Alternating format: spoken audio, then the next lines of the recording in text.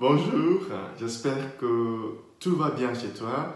Sinon, j'espère que tu entendras quelque chose qui pourrait t'aider à aller un peu plus mieux. Aujourd'hui, j'aimerais échanger avec vous une méditation sur devenir humain ou devenir plus humain. Nous sommes beaucoup de choses.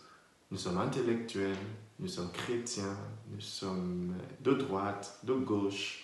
Nous sommes ceci, nous sommes cela, nous sommes hommes, nous sommes femmes, nous avons plusieurs identités.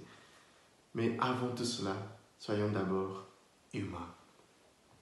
Ce matin, nous lisons la lettre de Saint Paul aux Corinthiens, la première lettre de Saint Paul aux Corinthiens. J'aime bien les grands personnages, mais j'aime bien aussi voir que ces personnes-là sont humaines. Saint Paul, le grand savant Saint Paul, l'avocat, l'apôtre, le ceci, le cela. Saint Paul qui a écrit la moitié du Nouveau Testament. Saint Paul, l'homme le plus intelligent du premier siècle. Aujourd'hui, je l'ai attrapé, j'aime bien cette expression, en train d'être humain. Dans sa lettre aux Corinthiens, que nous lisons maintenant depuis quelques jours, nous avons vu où Paul a été touché par le fait que beaucoup de ses disciples ont commencé à suivre un de ses anciens disciples, Apollos. Apollos était un fils de Saint Paul, un fils spirituel de Saint Paul. C'est Paul qui lui a appris tout ce qu'il savait, à part le fait qu'avant il avait fait d'autres études, mais tout ce qu'il savait sur le christianisme, c'est Saint Paul qui lui avait appris ça. Et en ce moment, Paul a appris que beaucoup de gens, dans l'église que lui-même a fondée, ont commencé à suivre Apollos.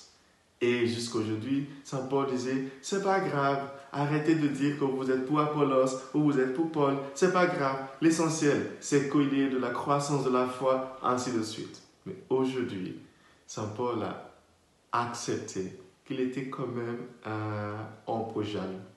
Et c'est ça que j'ai bien aimé dans le texte. C'est que vers la fin de ce texte, Saint Paul dit, oui, vous pouvez avoir beaucoup d'enseignants, vous pouvez avoir beaucoup de leaders, mais finalement, vous n'avez qu'un Père dans le Christ. Et c'est moi, par l'annonce de l'Évangile, qui vous a fait naître dans le Christ. En d'autres termes, Paul a admis le fait d'être jaloux. Vous savez, c'est comme un parent qui dit, bon, c'est pas grave que tu sois si proche de ton oncle, alors qu'au fond de lui, il sait qu'il est quand même jaloux de la proximité entre son fils et son oncle. Il aurait préféré avoir cette relation-là avec son fils. Pour moi, c'est très touchant parce que le grand Saint Paul était aussi un être humain. Nous le sommes tous et nous devrons tous l'être davantage, c'est-à-dire être humain. La deuxième chose qui me frappe dans le texte d'aujourd'hui, c'est dans l'Évangile. L'Évangile est tiré aujourd'hui de l'Évangile selon Saint Luc, chapitre 6, de versets 1 à 5. Dans cet Évangile, les disciples de Jésus avaient faim. Et je trouve ça magnifique. Parce que souvent, quand on écrit les textes sur les grands personnages, on parle de leurs exploits, de leurs réussites. On ne parle pas souvent du fait qu'ils aient eu faim. J'aime bien le fait que Luc ait mis du temps, ait pris du temps pour écrire que ces gens-là avaient faim. Toi aussi, tu as des besoins. Il y a des moments où tu as faim. Tu as faim pour l'amour, tu as faim pour la nourriture, tu as faim pour le sport, tu as faim pour une belle parole, tu as faim pour quelque chose. Et ça fait de toi un être humain. Et donc c'est une bonne chose. Réjouis-toi si tu as faim. Ça te rappelle que malgré tout ce que tu as déjà réussi, tu restes humain. Et tant mieux. Donc, Saint Luc nous dit ce matin que les apôtres de Jésus avaient faim. Donc, reconnaître nos besoins, reconnaître qu'on a été blessé quand l'autre n'a pas répondu à notre message, c'est être tout simplement humain. Ne fais pas semblant. Quand tu n'as pas aimé, quand tu te sens délaissé, quand tu te sens délaissé ou abandonné, dis-le. Ça ne fait que de toi un être humain. Acceptons nos vulnérabilités.